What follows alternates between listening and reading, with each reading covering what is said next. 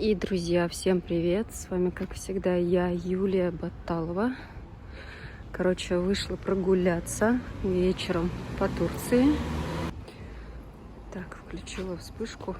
Так лучше или нет, непонятно. Хочу сказать, что захотелось мне, в общем, с вами поболтать немножко, рассказать немножко о себе, потому что давно спрашиваете, задаете вопросы, и я уже давно хотела ответить на эти вопросы. В особенности меня спрашивали часто про мое образование. Вообще с детства даже просили рассказать о себе немножко. И сегодня хочу как раз-таки затронуть тему образования и работы, друзья. Где же я училась, какое же у меня образование и вообще кем я работала. Хотела бы поделиться с вами. Как раз иду сейчас в центр. Будет очень много пути впереди. Как раз можно поболтать. Вот. Пишите свои комментарии, какие еще вопросы хотели бы услышать, ответы, точнее, на какие вопросы. Вот. Для начала хочу сказать, что окончила я, получается, у меня среднее техническое образование, неоконченное высшее. Почему не закончила вышку? Получается, на 3-м курсе, когда первую сессию сдала, я забеременела. Ну, в принципе, как и у всех практически. У многих бывает, не у всех. Правда, не все решают бросать, а я решила посвятить себя, в общем-то, ребенку и семье, и все остальное. И подумала, что, наверное, не стоит мне дальше учиться. Если надо будет, дальше продолжу. Так вот у меня были мысли. И получается, что я уже получила диплом о среднем образовании. То есть сначала был колледж 4 года, и на 3-м курсе, получается, сразу переводят на 3-й курс института. И таким образом я, получается, в институте на 3-м курсе оказалась. И должна была еще 3 года проучиться, получить вышку. В общем, у меня специальность сейчас по диплому техник. Если бы я вышку закончила бы, специальность была бы инженер. Почему же дальше не продолжила свою учебу? Сейчас вам расскажу. Пока выключила вспышку, здесь и так фонарики, чтобы зарядку не сажать. В общем, я, получается, первая работа у меня это, конечно же, завод. В нашем городе все практиковались на заводе. И я пошла в автомобильный завод. На тот момент меня папа устроил туда на работу. И, в общем, получается, что я там практиковалась и работала летом. Потом поступила в институт. Как же это было-то? В общем-то, сейчас вспомню и расскажу. Сейчас дорогу пройду. Что-то, очень сильное движение. Я аж вспотела, пока быстро шла. В общем, я хотела сказать, что, в общем, первое место работы у меня после декрета, что ли? Нет. В общем, как-то я в декрет ушла.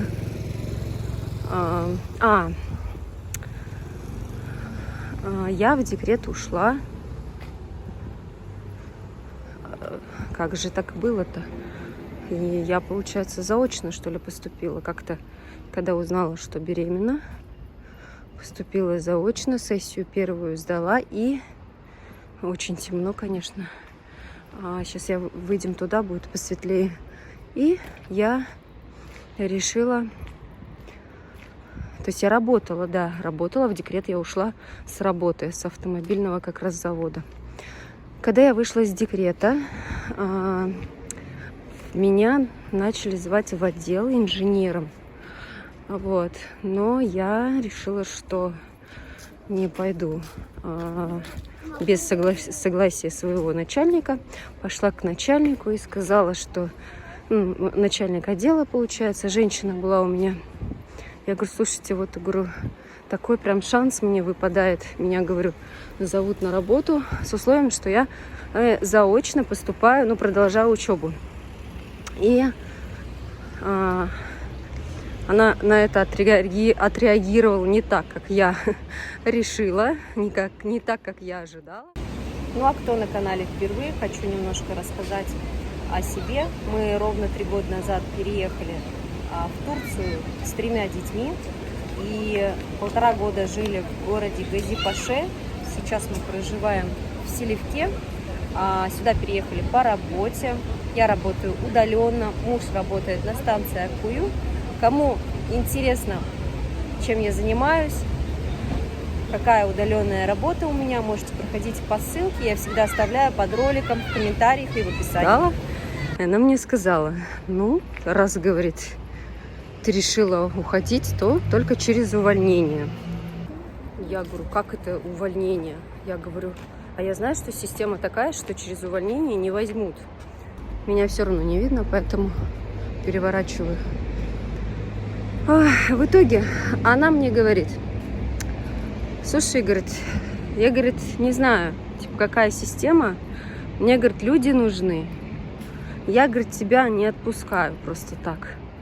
Увольняйся, говорит, если хочешь. Я говорю, как это так? Говорю, ну, это же, говорю, моя жизнь, будущее мое.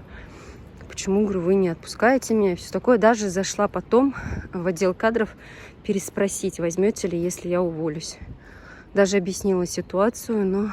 В общем, я вышла уже на набережную. Здесь вот речка. Жалко, что камера не передает.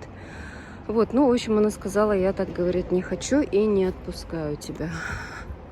На что я очень сильно обиделась, разозлилась и уволилась. Вот. Ну, с этого завода я поимела, можно сказать, декретные, единовременные и все остальное. Поэтому, как бы, в этом плане все нормально. Все гуляют сейчас. На улице, кстати, тепло. Я без шапки. Можно было даже курточку накинуть. Но я дубленочку накинула. Обычно всегда турки вечером гуляют, так что не страшно. Да, я сегодня решила одна прогуляться без мужа. Но по поводу образования примерно рассказала. Дальше уже вот по поводу завода. Первая моя работа. И с тех пор я терпеть не могу вот эти заводы. Какие-то вот такие ограничения. И типа, как они называются, вход по графику, да, от звонка до звонка, как он называется-то, вот этот пропуск, да, вообще просто терпеть не могу.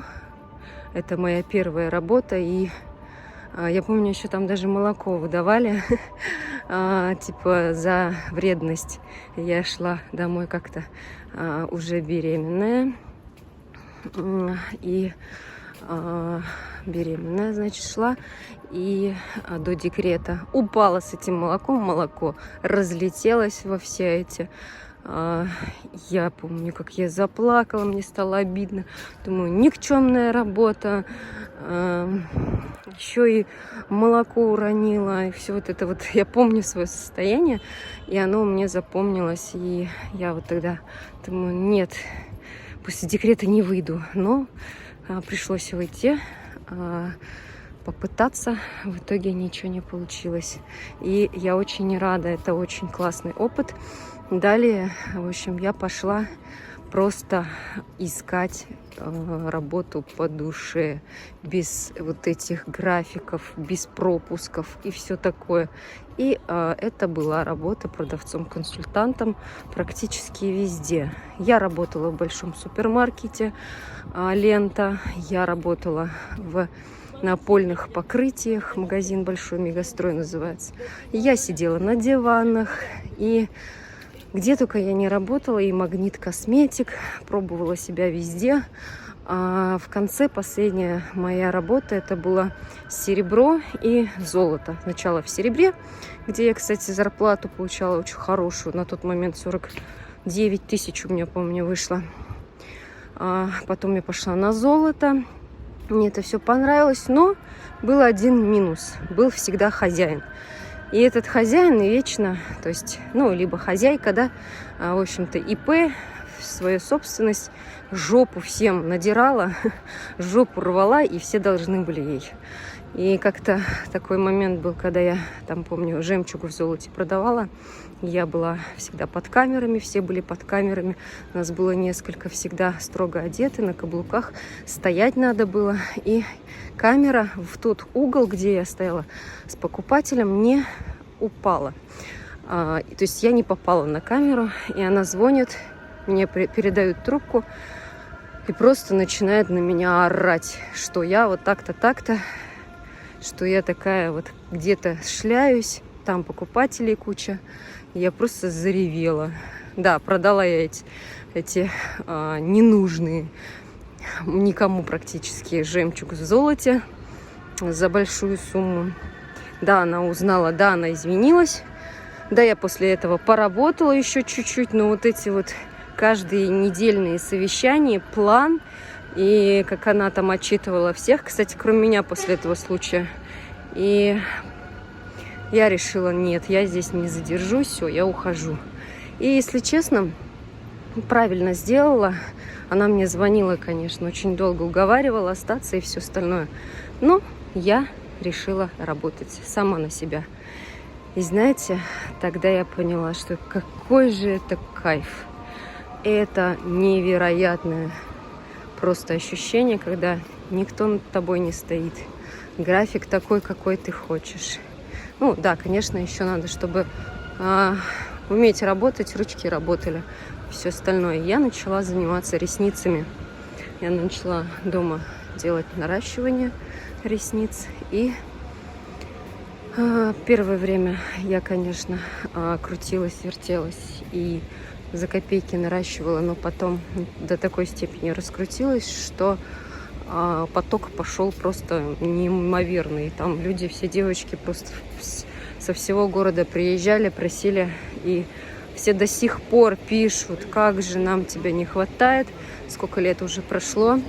Но потом, когда я забеременела уже двойней, я поняла, что я не могу наращивать. Кстати, я хочу рассказать одну ситуацию, что когда я 2 месяца, получается, накопила за 2 месяца поездку в Турцию. Да, с подружкой мы договорились, что берем детей. Это еще до беременности, когда у меня еще только первый был. Мы поехали, сорвались. За 2 месяца я накопила на путевку. Вот, так что перебегаю дорогу. В общем-то, была такая ситуация интересная. И действительно, денег было много. Но потом опять беременность, и особенно двойней, токсикоз ужасный, спина болит, позвоночник убила совсем, от слова совсем называется, прям конкретно убила позвоночник. О, смотрите, как классно, свет включили, набережная продолжается, здесь вот такие вот красивые. Ой, ну что вы выключили, цветочки хотела показать, ну ладно, до моста, надеюсь, дойду, рука устала уже. Вот, цветочки, смотрите. Не знаю, видно вам, нет? В общем, я решила, что... Нет, не видно цветочков. Что я открою студию. На тот момент я купила студию. И, в принципе, работать мне было есть где. Но то, что беременность, позвоночник болит, аллергия жуткая уже началась. Я... просто посадила девочек, которые там занимались вместо меня. Я имела проценты какие-то там, плюс у меня было 3 в одном, то есть не только ресницы, там и ногти, и волосы, и все остальное. Даже мы делали процедуры в 3 руки, представляете? Педикюр, маникюр и ресницы. Да, известная студия стала, что там все хотели сразу попасть. Вот, деньги, конечно, приходили, но небольшие, потому что не сама работала. Не сравнить. 1030, может, в месяц приходило. До этого я зарабатывала больше. И все. Потом закруглились и уехали сюда с детьми. В общем, рассказала то, что хотела, то, что могла. И, наверное, даже уже буду выключать камеру. Хочу пройтись, подышать. В общем, как вам история? Расскажите свои комментарии, пишите. Всем, друзья, пока. Всех люблю, всех целую. Не могу не рассказать, конечно, отказался человек от того, чтобы я засняла его. Он сказал, что благодаря вам я приехала сюда, на работу устроилась. Так что прям чудо-чудо, не могла не рассказать это. И не могла не показать вот эту прелесть, красоту. Смотрите, сейчас по этому мостику пройдусь. Вот. Да, сказала, что все, попрощалась, но вот без этого не могу закончить свой ролик. Смотрите, какая красота. Ну все. Всем, друзья, еще раз пока.